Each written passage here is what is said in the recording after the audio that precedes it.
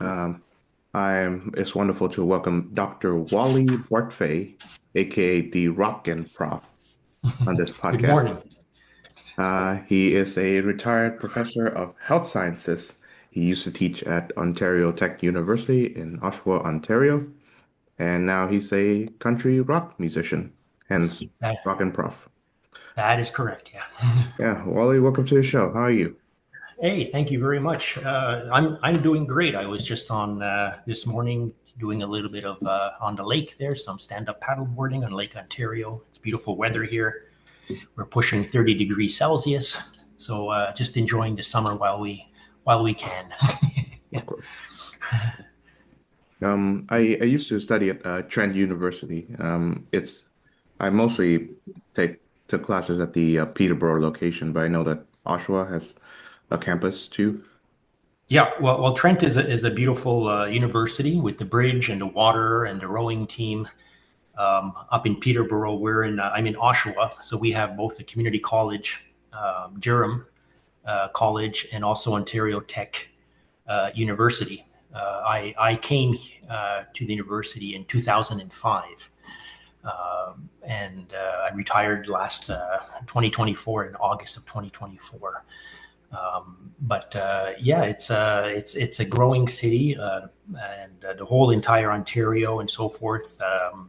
Lots of buildings going up and Amazon distribution centers and so forth. So it's a very buzzing place.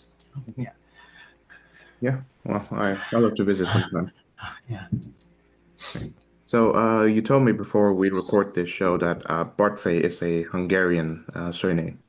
Yes, and you're calling from Budapest. Yeah, my it's actually Bartfai.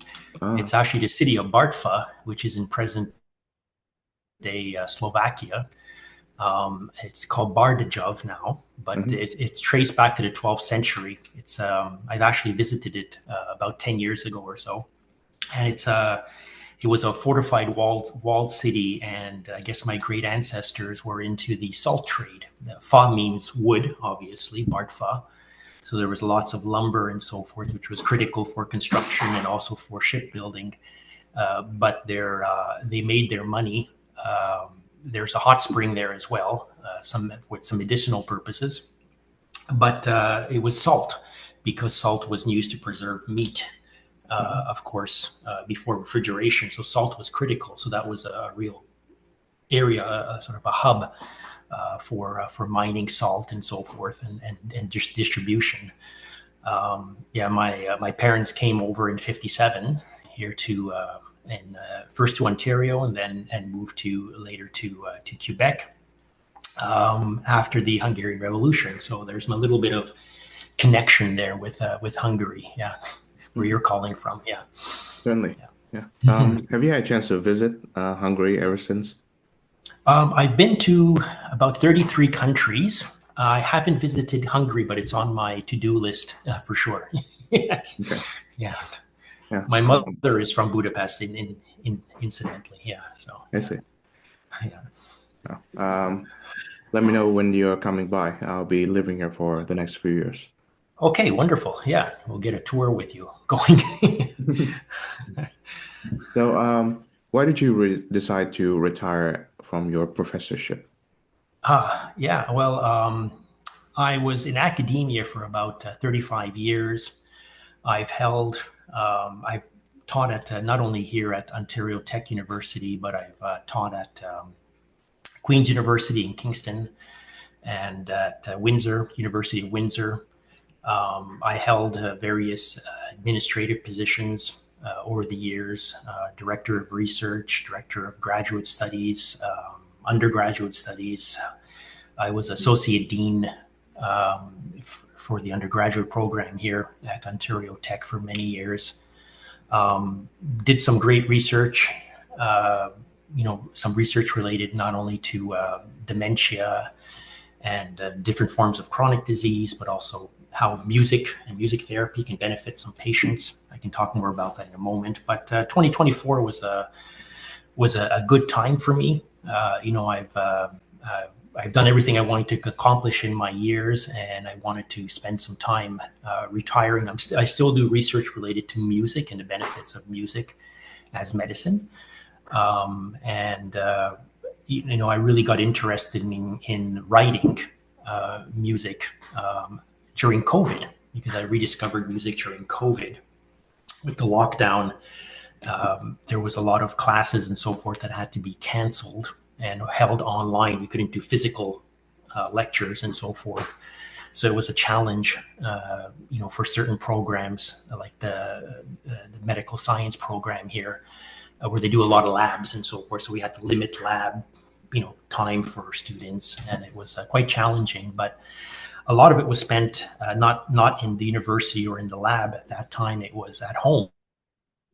So I picked up my old guitar and dusted it off and put some new strings and some new pegs and started to write again. So and ever since then, I've had some success on the charts as well.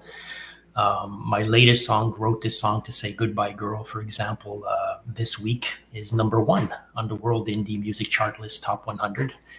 And I just released a new single as well with Stephen Wrench, who I've been collaborating with for about 2 years now, called The Ripples of Time as well. So that is also getting some nice radio airplay globally as well. So I'm really happy because it's being picked up not only here in North America, because I do country rock, but it's being picked up in countries like Australia, which is a country and music is growing, and in Europe as well.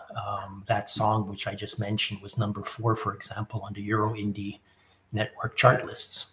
So even, I'm very popular in Germany, places like Germany and France and England and other countries are picking up some of the songs. People are relating to it, so that's very exciting.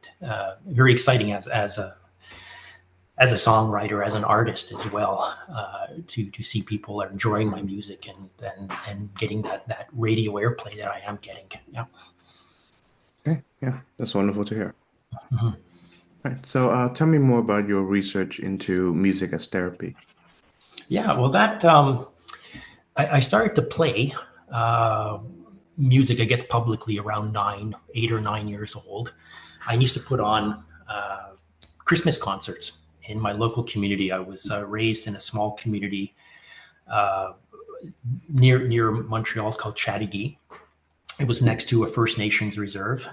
Lots of fields, lots of apple orchards, lots of strawberry farms. And there was an old folks home there with veterans and seniors, and we would put on Christmas concerts with my sister Kathy and my cousin Irene Mellon, and my mother and aunts would bake Christmas cake and cookies and everything. And I really liked to do that. It was a really fantastic feeling, giving back to the community. And ironically, many years ago, many years after, I should say, my father unfortunately suffered a series of strokes, and he had advanced dementia. So he had to be admitted, and he actually ended up in that very same nursing home that I used to put on as a child growing up, Christmas concerts, those volunteer Christmas concerts. And patients with dementia, especially in the advanced phases, suffer for something called BPSDs, behavioral and psychological symptoms of dementia. So it could be things like delusions, hallucinations, agitation, anxiety, depression. They may become physically aggressive and so forth. And my father would often suffer from hallucinations, and he would become very anxious, even aggressive at times. And one thing that seemed to calm him down was music, actually. So one thing we used to do with him is a form of distraction is we would start singing some old folk songs that we used to sing around a campfire. We were up in the Laurentians, in our cottage in the Laurentians in Quebec. And this would immediately change, and he would start singing along, and his affect would change. And that was wonderful to see. So I knew that it had some merit, and previously, about the early 1980s, my very first, I guess, example or clinical example was this patient at the Douglas Hospital, which is located in sort of in the Montreal area. It's a psychiatric hospital, and there was this elderly woman, 79 years old, with dementia. And there's over 100 types of dementia, but she suffered from the most common type, which was Alzheimer's disease. And I was reading in her chart that she was a former piano teacher in high school. And I was with her daughter, and she was sitting in the wheelchair. And during the advanced phases of dementia, you often see them just with their heads down, sleeping, very disconnected from their environment. And we rolled her into the common room, and there was a upright piano there. We placed her fingers on the piano keys, and within 4 or 5 seconds, she started to play. It's almost like you turned on a light switch, and it was night and day. You can see her face lit up. She started to smile, and she played song after song after song after song, because music is really stored it's one of the last memories to go. People will actually lose their ability to speak their primary language. If they're speaking English and Hungarian, for example, and their primary language is Hungarian, they will lose English and revert back to their primary language. But music will still remain. They'll still be able to play music with dementia. And this was a real eye-opener. And then later on, when I was associate dean, we have something in Whitby, which is just a town over from Oshawa. It's the Whitby Center for Mental Health Sciences, and with some graduate students and with some staff, wonderful staff, and some other professors, we created something called a clinical demonstration unit for dementia. So it was looking at research for non-invasive, non-pharmacological techniques. We didn't want the patients to be heavily medicated. We wanted to use something that was more friendly. So we tried various things like light therapy for depression. And there's these special lights that we had. And that was one study, for example, that we did with this clinical demonstration unit in collaboration with the hospital and the university. And in Canada, we suffer from low levels of vitamin D. We're not exposed to sun. We're often covered up. And without enough vitamin D, it can relate to something called seasonal affective disorder, or SAD for short. But it also had benefit for patients who were suffering from dementia with depression as one of their side effects. We found light therapy to be beneficial for them as well, to deal with that as a non-pharmacological intervention. We did something called reminiscent therapy, where you can show old pictures, for example, or old movies, or old something from their past, and it would help them to stimulate their brain and bring back some memories and conversations for patients. That was, again, non-invasive. But the one that was really surprising, and the one that had really fantastic results, which we published in certain scientific journals as well, was music therapy. So what we did is we created customized playlist for patients. We talked to family members and loved ones, and we said, okay, give us 20 songs that they are really into. And people have different choices. They might like jazz or rock or country or classical or gospel or whatever music. And so we created individualized playlists. Many patients can't wear headphones because they'll become agitated. They'll actually become agitated when you put on a name band on their hand, or try to bite it off and so forth, because it's something foreign on their body. So many patients cannot wear headphones like I'm wearing. So what we had actually is called parabolic speakers. So parabolic speakers are directional speakers. So if I'm sitting here, but if there's a person a few feet over, they won't hear the speakers. So we're able to use these low cost, something like $70 parabolic speakers to deliver their own choices, their own playlist. But we took baseline measures and things like how often were PRN medications administered, That's when they're having almost a very anxious time, or they're being very aggressive or psychotic even. Sometimes you have to calm them down with medications. How often staff had to intervene. Staff cost a lot. And so with a colleague, Dr. Terry Wu, who's Faculty of Business and IT, he had one of his graduate students do a cost benefit analysis and also SWOT analysis, strength, weaknesses, opportunities, threat analysis. So we looked at all these parameters. And the long and short of it is that based on baseline measures, we administered music during and also after. How often were these medications, and staff had to intervene? It almost like decreased like significantly. It was like a huge decrease, like 600% decrease. So it shows that music is really a form of medicine for these patients, and it can have huge benefits, to deal with these BPSDs using non-pharmacological or non-invasive sort of techniques, if you want.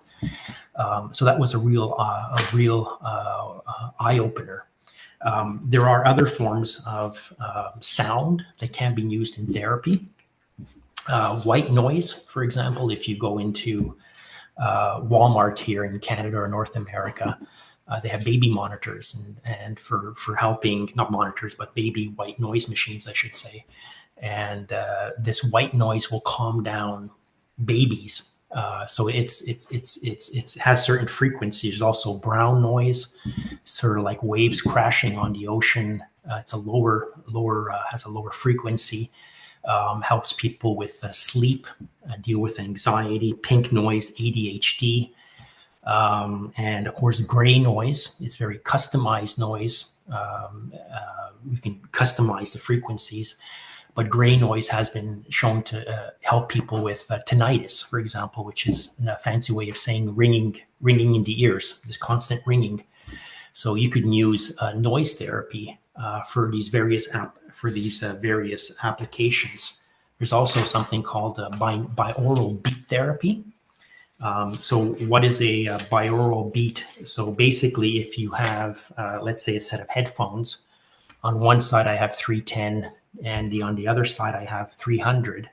The difference between the two would be 10 hertz. 310 minus 300, there's 10 hertz. Humans can hear about 20 to 20,000 hertz if we have good hearing. And these binaural beats are really auditory hallucinations that our brains create. It was first discovered in 1839 by this gentleman called Heinrich Wilhelm Dove. He was an MD, and he used various tuning forks at that time because we didn't have all this electronic equipment, obviously, but he used tuning forks to do some preliminary studies. The first real scientific study came out in 1973, was published in Scientific American by a guy called Gerald Oster. He was a biophysicist, so he published this in 1973.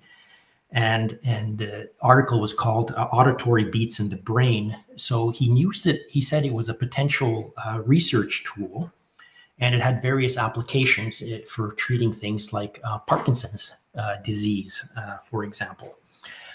So we can use this not only for sleep and for anxiety and things like ADHD, but it also may have applications for other things. We know that binaural beat therapy, now we have some clinical evidence, it can decrease anxiety. It actually increases dopamine levels, which is critical for patients with Parkinson's who lack it, and they have the shakes, obviously. Improves memory. You could also use it for decreasing pain. We can use music. There's something called auditory analgesia. It's been used in some minor surgeries and for dental procedures. You can decrease the amount of analgesics that have to be administered so patient can recover quicker. It doesn't have to have so high amounts by using music. So there are various applications that we can use music and sound to benefit. There is some interesting research as well where we can use certain frequencies. Let's say cancer cells between 100,000 and 300,000 hertz a guy called Zimmerman back in 2013 was using it to actually break up leukemia cells.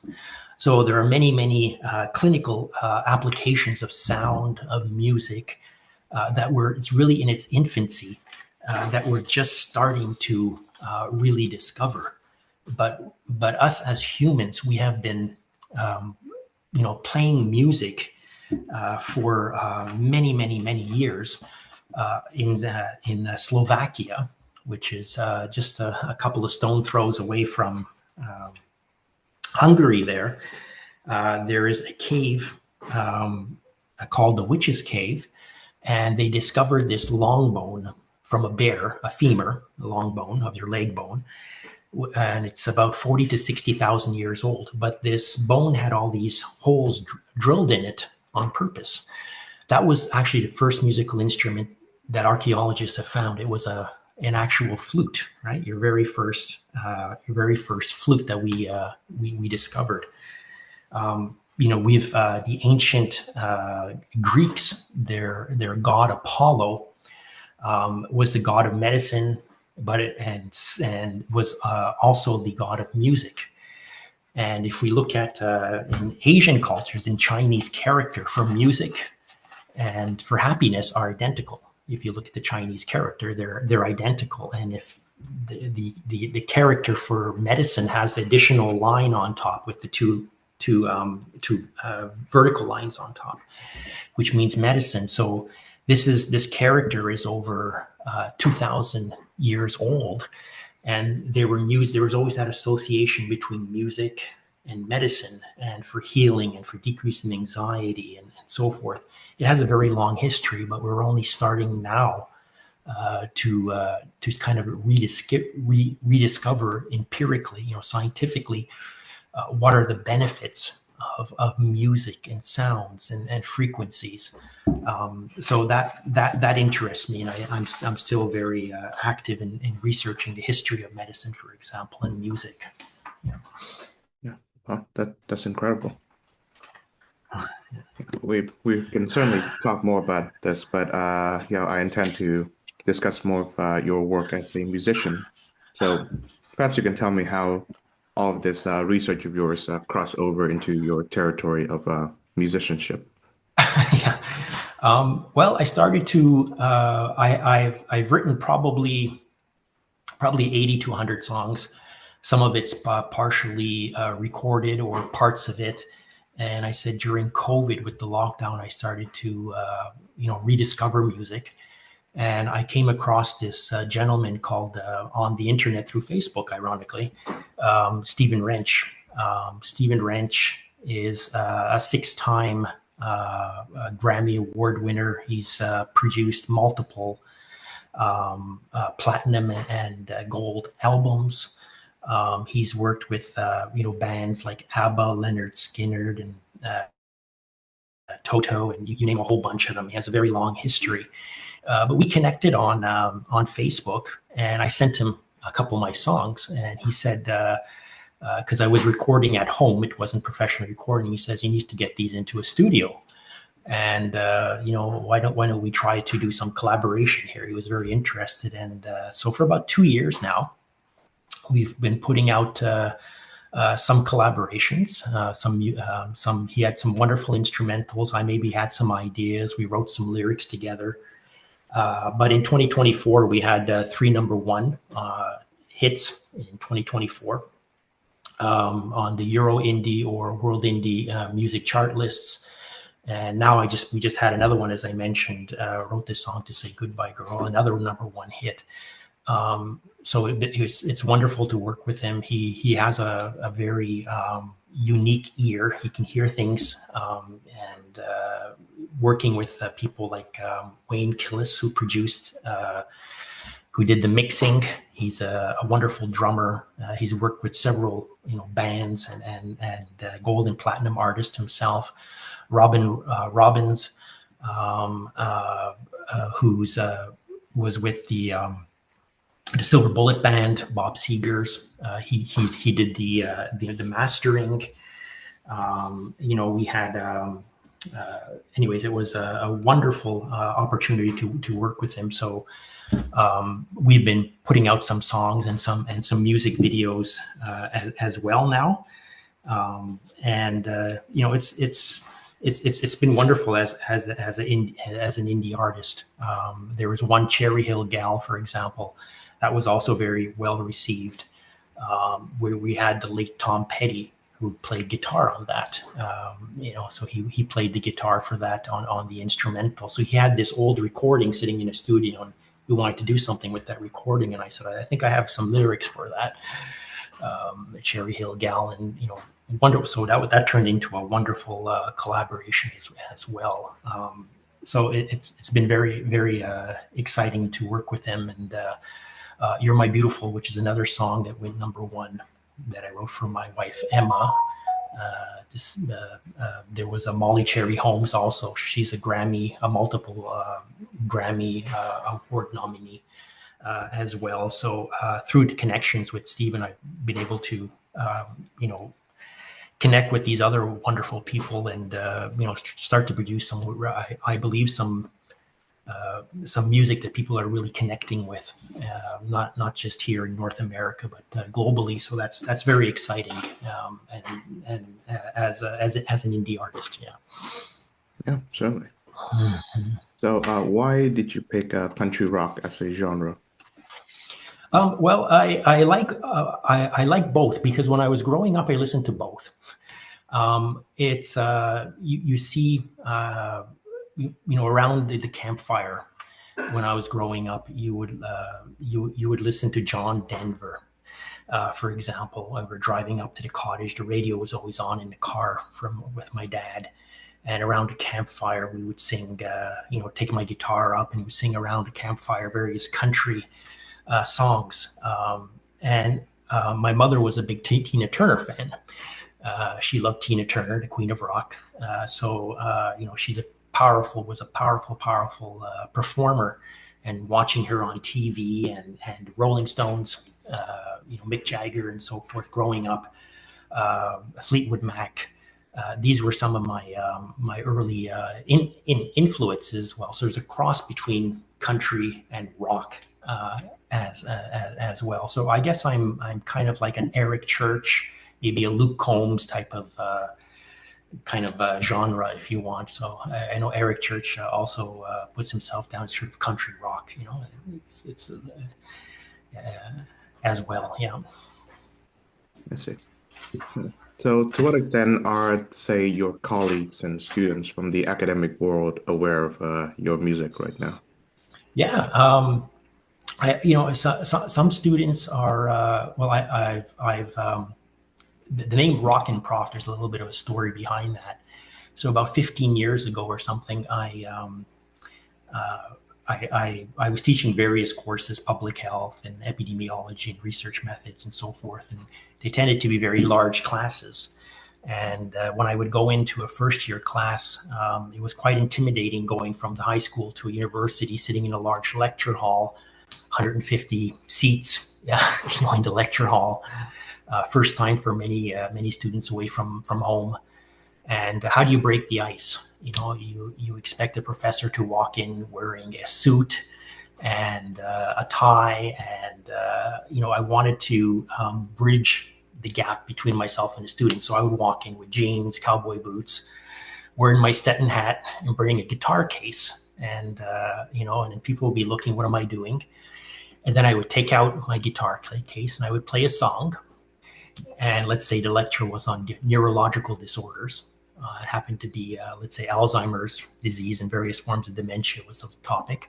So I would play a song and I would tell them a story like, I used to sing around the campfire, and my dad had vascular dementia, and music was used to calm him down, to talk, to decrease these PTSDs that he suffered from.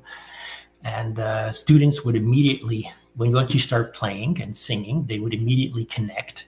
Music just breaks down that sort of barrier. And I got the nickname Rock and Prof. So I would do that, and I would put on these little shows sometimes before class, and then it would always have a relevant theme. How do I bridge it in. But I would often do that at the beginning of the year. And I would show students if I was writing a new song, I would sing it in classes as well, which seemed to get know that I'm not just a professor, but I have a personal side too, in a hobby that they could relate to as well. But I've been in contact with students. I have, some students when I was at Queen's, which is over 25 years, been in contact with them. And some of them, I had about a half a dozen students now, for over 20 years that I've been in contact with. And they send me pictures of their children growing up, or their pictures from their vacation or something. It's just wonderful. It's very rewarding to still be in contact, and that you made a difference in someone's life even after 2.5 decades or so. So that is very rewarding for me on a personal level. Yeah. Yeah, certainly is. Mm-hmm. Mm-hmm. So, what are some of your favorite parts about being a musician? The creativity.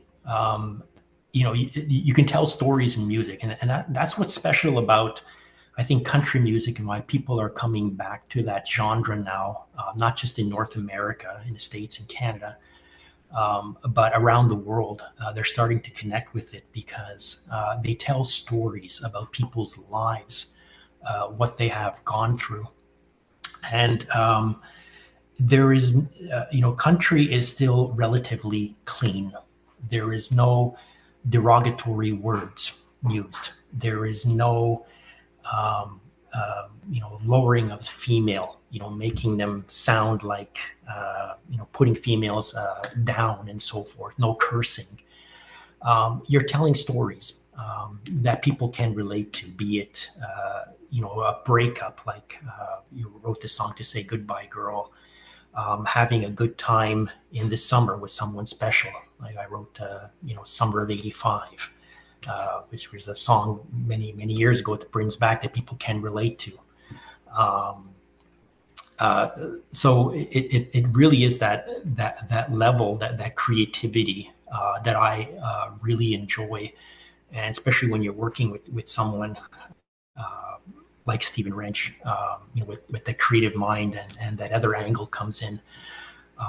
The other aspect now that I'm really, because I was into videography and photography, I've been doing photography since high school yearbook. I loved photography and developing my own film, and had my own little wet lab in the basement and whatever. But videography, doing the videos myself, and now with AI, text to video is very, very exciting to learn new things. So Ripples of Time, my latest release, is totally done using text to video. It tells a story of an actress from Hollywood, kind of 1960s kind of vibe on it, Hollywood, and Hollywood emphasizing, especially for women, the youth, and to stay young. And as she starts to grow older, less and less starring roles occur, even though she's a Walk of Famer, Hollywood Walk of Famer.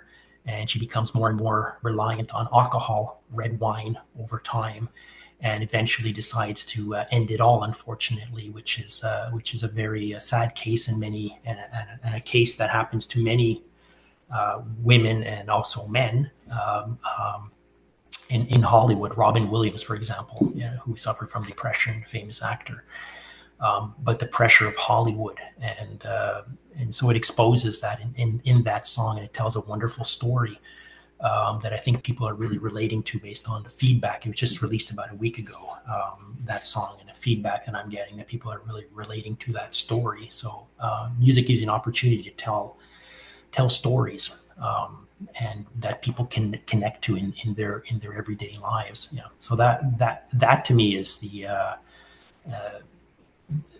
beauty of music. It has many, many applications. Yeah. Right. Yeah, I'm got a chance to listen to the Ripples of Time song too, and I find it very interesting. Mm-hmm. Well, thank you. Yeah, it has a wonderful violin, and it's very beautifully orchestrated piece. And many of the images that I wanted to portray, I couldn't videotape myself. So again, with the advent of AI, I could create that story, with the Grim Reaper on the boat. She's going away, or standing at her own headstone wearing black at her own gravestone, as a ghost. How do you? No, but I tried to do my own video as much as possible. Summer of '85, for example, was we were in Tarifa, which is the southern part of Spain, and they did a lot of surf kiting. And so I tried to up there, and it's just, we have Africa, Morocco. You can go across on the ferry, about 40-minute boat ride. And Tarifa is very windy, so I managed to get some shots there about 2 years ago, and I used that in the video. So I tend to carry around a small video camera and record different things that I can use or integrate it into a song potentially as well. But AI is wonderful as well to sometimes tell a story that you can't, or get an image that you're trying to create that you just can't. So I like that creative aspect of it. It's exciting to learn new technologies as well. As part of academia, we're always adapting new platforms and new technologies and so forth. And when I went to university in the early '80s, many years ago, it was chalk and talk. We used to have a professor up, and they would take a piece of chalk, and you would copy down everything. It was all chalk and talk. And then overheads were such a rage. And, overheads back in the '80s, '90s. And then from 2000 onwards, it was PowerPoint came in, and other technologies, and other platforms that came in. So in academia, we were always adapting new technologies and new ways of presenting information. And, I enjoyed that. And I still enjoy it now with AI, to do that creative aspect and learning new things as well, keeping my mind active, hopefully. Yeah. Yeah, certainly. And I'm guessing music helps doing that too, either producing it or, just listening to it. Oh, absolutely. Yeah. And, I'll listen to various genres of music, and the thing about musicians, when you get onto a site like SoundCloud, for example, people will share various new songs with you. Can you give me feedback? What do you think of this? And even though it may not be your genre, you can make some suggestions and feedback, and they're always constructive. They're never destructive. That's one thing about musicians. I would say 99% of musicians are, try to help the other one, which is very unique. It's not a real cutthroat type of milieu, if you want. It's very supportive. Musicians have a unique personality, or I would say 99% of them, and try to support the other one, even though it may not be your genre. So yeah. Like I might get a rap song, for example, or hip hop, which is not my genre per se. And it wasn't, growing up, I didn't listen to hip hop or rap, but I might get a song, and it might be, a minute and 12 seconds. And I said, well, if you want to get it on the radio, you're going to have to push that 3-minute mark, for example. So if you loop back and you repeat your first two verses again, and, put in the chorus again, you got about the 3-minute mark, which is the rough radio time that you want to get a song. You can't get a song for 1 minute and 12 seconds or 1 minute and 15. It's too short.